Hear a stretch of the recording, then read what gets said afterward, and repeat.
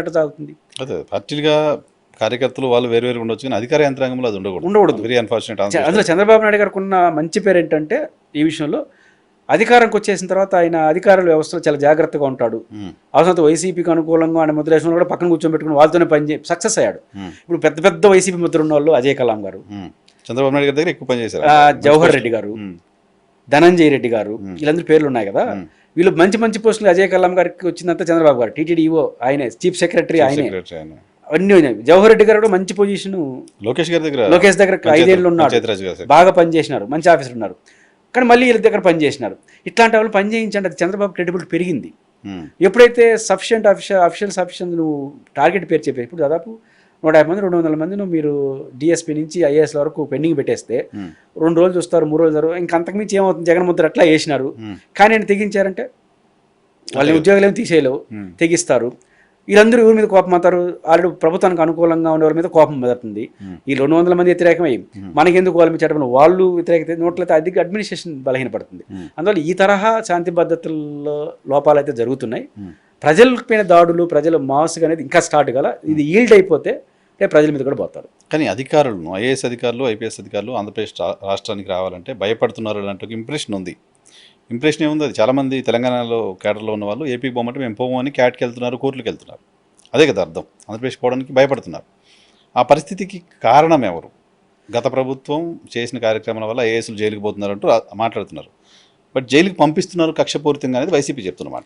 మీ కోటి ఏంటి దాంట్లో? ఫస్ట్ జగన్మోహన్ రెడ్డి అధికారంలోకి రాకముందు వరకు, ఇలా తెలుగుదేశం అధికారంలోకి వచ్చే ముందు వరకు వీటిని నమ్మారు జనం. శ్రీలక్ష్మి గారు అందరూ జైలుకి పోవడం ద్వారా కొంత వీళ్ళతో కొల్యూడ్ అయిపోయినారని కొంత నమ్మినారు జనం. ఇప్పుడు అధికారంకి వచ్చి ఇప్పుడు జైలుకి పంపిస్తూ ఉండేది కక్షలో భాగంగానే జనం అనుకుంటున్నారు. దానికి కారణం మన వ్యవహార శైలే. మనం చెప్పిన రిశాంత్ రెడ్డిని పంపించేస్తాం, ఆంజనేయులు పంపించి మీరే ముందే చెప్పేస్తున్నారు. మీరు చెప్తున్నారు కాబట్టి చేశారనుకుంటారు. వాళ్ళు ఏం చేశారో తర్వాత ఇష్యూ. ఎప్పుడైతే ఈ అరెస్టుల వల్ల జగన్ గారు వాళ్ళు పోయినారనుకోవట్లేదు, వీళ్ళేదో టార్గెట్ చేసి పంపిస్తున్నారు అనుకుంటారు. విపరీతంగా మారడం వల్ల గతంలో కొంత ఉన్నింది, అదేదో గతం జరిగింది అనేసి. ఈసారి అది లేదు. ఇప్పుడు అధికారులు ఇక్కడ భయపడుతున్న దానికి బెస్ట్ ఎగ్జాంపుల్ ఏంటంటే, ఏపీ నుంచి తెలంగాణకు కొంతమందిని పంపించాలి ఆఫీసర్స్ని, తెలంగాణ నుంచి రాష్ట్రానికి కొంత పంపించాలి. క్యాట్కి ఆశ్రమిస్తున్న వాళ్ళందరూ తెలంగాణ నుంచి రావడానికి ఆశ్రయిస్తున్నారు తప్ప ఈ నుంచి పోయే వాళ్ళు ఆశించట్లేదు. మమ్మల్ని ఎండబెట్టనని ఒక ఐఏఎస్ ఆఫీసర్ లేడు, ఆడ వచ్చేవాళ్ళు మమ్మల్ని ఎన్నో వద్దని చెప్పేవాళ్ళు ఎవరు లేరు. 2 కారణాలు. ఒకటి, హైదరాబాద్ ఇది వెల్ సెటిల్డ్ ప్రాంతం. సీనియర్ ఐఏఎస్లు హైదరాబాద్ దాటాల్సిన అవసరం లేదు. కొత్త ఆఫీసర్ అయితే ఏదో జిల్లా కలెక్టర్లు దూరం వెళ్తారు. ఇప్పుడు హైదరాబాద్ చుట్టూ తప్ప ఆడ ఉండాల్సిన అవసరం లేదు. ఒక మంచి వాతావరణం హైదరాబాద్కి ఒక కారణం. 2వ కారణం ఈ బిహేవియర్. ఇప్పుడు అమరావతిలో ఏ ఐఏఎస్ ఆఫీసర్కైనా గెస్ట్ రూములు తప్ప ఒరిజినల్ రూమ్లో ఒకటి చూపించండి. అప్పుడు ఇప్పుడు ఎప్పుడైనా సరే శుక్రవారం సాయంత్రం వచ్చేస్తున్నారు, సోమవారం మధ్యాహ్నం పోతున్నారు. అది ఇంకా కొనసాగుతుంది. ఇంకా రోడ్లు డెవలప్మెంట్ అయ్యేసరికి అది పెరుగుతుంది. యాక్సెస్ మంచి కార్లు వచ్చేసిన తర్వాత వచ్చేస్తాయి. కాబట్టి సౌకర్యాలు, వాతావరణం ఒక కారణం, ఈ బిహేవియర్ ఒక కారణం. ఈ 2 కారణాలు ఇచ్చే ఖచ్చితంగా ఆంధ్రప్రదేశ్లో ఐఏఎస్ల ఆఫీసులు మరీ వాళ్ళకి లాయల్టీగా ఉండేవాళ్ళు తప్ప ఐఏఎస్ల ఆఫీసులు రాజకీయ నాయకులు ఎవరు ఉన్నారు? మీరు రెగ్యులర్గా ఇంటర్వ్యూ చేస్తారు. అధికార పార్టీ వాళ్ళు లేడు, పాత ముఖ్యమంత్రి అప్పుడు లేడు, ఇప్పుడు ముఖ్యమంత్రి కాబట్టి పాత ముఖ్యమంత్రి అక్కడ ఉండేవాడు, కొత్త ముఖ్యమంత్రి ఇప్పుడు అక్కడ ఉంటున్నాడు. చంద్రబాబు నాయుడు గారు ఎవ్రీ వీకెండ్ వచ్చారు. దాని పరిస్థితి జగన్ బెటర్ అని ఆడ మనం ముద్రేస్తారని భయపడలో ఉన్నప్పుడు అయితే అక్కడే ఉన్నారు ఆయన. ఇప్పుడు కూడా వారానికి 4 రోజులు ఉంటున్నాడు. ఇప్పుడు మీరు తిరుపతిలో, నేను ఉంటాను కాబట్టి తిరుపతిలో ఒక 10-20 మంది ఎమ్మెల్యేలు ఉన్నారు. ఆ కడప వాళ్ళు, అనంతపురం వాళ్ళు. తిరుపతి మంచి సిటీ కాబట్టి. విజయవాడలో స్థిర నివాసం చేసుకున్న ఎమ్మెల్యేలు అక్కడ వాళ్ళు కాకుండా ఒక పేరు చెప్పండి బయట నుంచి. ఇప్పుడు గుంటూరు వాళ్ళు, కృష్ణ వాళ్ళు ఉండొచ్చు, అది వాళ్ళ హెడ్ క్వార్టర్. ఇప్పుడు తిరుపతిలో ఉన్నట్టే. తిరుపతిలో మా జిల్లాలో వాళ్ళ ఎమ్మెల్యేలందరికీ ఇళ్ళు ఉన్నాయి. మా జిల్లా వాళ్ళతో కానోలో 10-20 మంది ఎమ్మెల్యేలకు ఇళ్ళు ఉన్నాయి. తిరుపతి వాళ్ళు, నెల్లూరు వాళ్ళు, కడప వాళ్ళు, అనంతపురం ఉన్నారు. బట్ కర్నూలు వాళ్ళు ఉన్నారు 1-2. అంటే ఇంత ఉన్నారు మా తిరుపతిలో.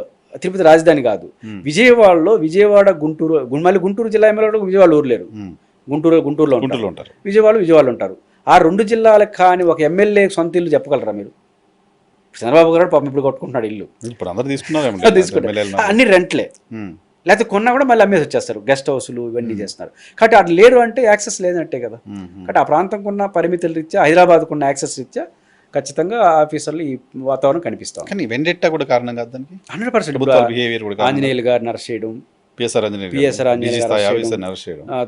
ఆయన మీద కరప్షన్ ఛార్జెస్ లేవు.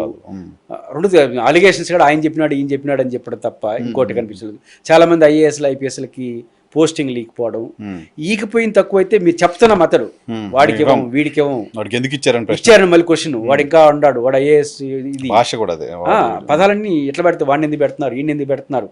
ఒకనొక పెద్ద నాయకుడే ఆఫ్టర్ ఆల్ వాడంత అని మాట్లాడినాడు కదా స్టూడియోలో కూర్చొని, ఇప్పుడు ఆయన లేడు అనుకో పాపము, సీఎం సెక్రటరీని పట్టుకొని. అవును, ఈ తరహా యాక్సెప్ట్ చేయరు కదా. మళ్ళీ ప్రత్యర్థులను తిట్టడం దేవుడెరు, సొంత సీఎం సెక్రటరీని పట్టుకొని ఆఫ్టర్ అనే పదాలు వాడినారంటే గతం చంద్రబాబు గిరిలో మనం చూస్తామా, చూడం కదా. కాబట్టి ఖచ్చితంగా ఈ కక్ష ఉందని, వాళ్ళు చేసే కక్ష కన్నా చేస్తున్న ప్రచారంతో వస్తున్న కక్ష చాలా పెద్దది. అవమానం కదా ఒక ఐఏఎస్ ఆఫీసర్ చేయాలని, అది ఖచ్చితంగా ఆ పరిస్థితి కనిపిస్తా ఉంది. లోకేష్ ఇంపాక్ట్ ఏం కనపడుతుంది సార్ ఏడాది పాలనలో? లోకేష్ గారు ఇంపాక్ట్ 100% కనిపిస్తుంది. ఫస్ట్ పాయింట్ అది అవసరం అని నేను అనుకుంటున్నాను. అంటే ప్రోటోకాల్ రీత్యా కాదు, తెలుగుదేశం భవిష్యత్తు రీత్యా. ఎందుకంటే తదుపరి ఎన్నికలు జగన్మోహన్ రెడ్డి గారు 55, పవన్ కళ్యాణ్ గారు 55, యూత్ రాజకీయాల్లో 55 అంటే నవయువకులే. లోకేష్ గారు వాళ్ళిద్దరి కన్నా చిన్నవాడు. చంద్రబాబు గారు సీనియారిటీ వయసు అనేది 2014లో అడ్వాంటేజ్గా మారింది, ఒక పెద్ద పర్సనాలిటీ కావాలని. కానీ 20 ఏళ్ళు ముఖ్యమంత్రి అయిపోయిన తర్వాత ఇంకా అవసరమా అనే చర్చ కూడా వస్తుంది. జగన్ గారు అది పెట్టచ్చు, 40 ఏళ్ళు పరిపాలించడం ఇంకా ఆయనకు అవసరమా అంటాడు. ఇట్లాంటి చర్చ వచ్చే ఎన్నికల్లో వస్తుంది. రెండోది సీనియారిటీ అవసరం అంటే రేపేమో అనుకోరు, అది విడిపోయింది కాబట్టి అనుకుంటారు. కాబట్టి ఒక యంగ్ టర్క్తో వాళ్ళతో కొట్లాడాలి పవన్ కళ్యాణ్ అండ్ జగన్ గారితో. ఇంక యంగ్ టర్క్లో తెలుగుదేశంలో ఎవరున్నారు? అనివార్యంగా లోకేష్, ప్రాంతీయ పార్టీ కాబట్టి ఉంటారు. కాబట్టి లోకేష్ గారిని ఎన్నికలకు ముందు పెడితే ఏం లాభం? కాబట్టి ఆయన నాయకత్వంలో ప్రభుత్వం, ఆయన నాయకత్వంలో పార్టీ ఉంటుందని నిలబెట్టకపోతే పొలిటికల్గా భవిష్యత్తులో ఆయన నిలదొక్కోలేడు.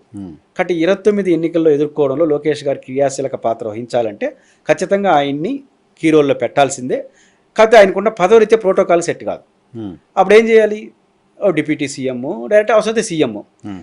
ఇప్పుడు ఎన్ని విమర్శలను రావచ్చు, ఖచ్చితంగా రాహుల్ గాంధీ గారు చేసిన తప్పు, కేటీఆర్ చేసిన తప్పు అన్న కానీ ఆ తరహా పరిస్థితులు రాకుండా తెలుగుదేశంకి ఉండాలంటే సరే లోకేష్ గారు సక్సెస్ అవుతా లేదని మీ ఇష్టం, మనకు సంబంధం లేదు. ఓ యంగ్ టర్క్ నాయకత్వంలోనే రేపు ఎన్నికలు ఎదుర్కోవాలి.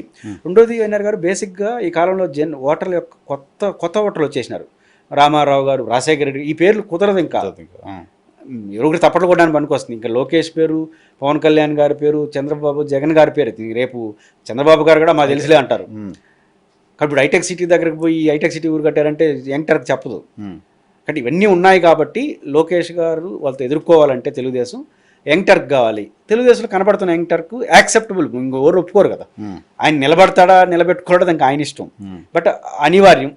నేను అనుకుంటుంది తెలివైన పార్టీయే కాబట్టి ఎన్నికల లోపల లోకేష్ గారిని కీ రోల్లో పెట్టి ఖచ్చితంగా ఎన్నికలకు పోక తప్పదు. పోకపోతే మాత్రం వాళ్ళకి విఫలం అవుతారు.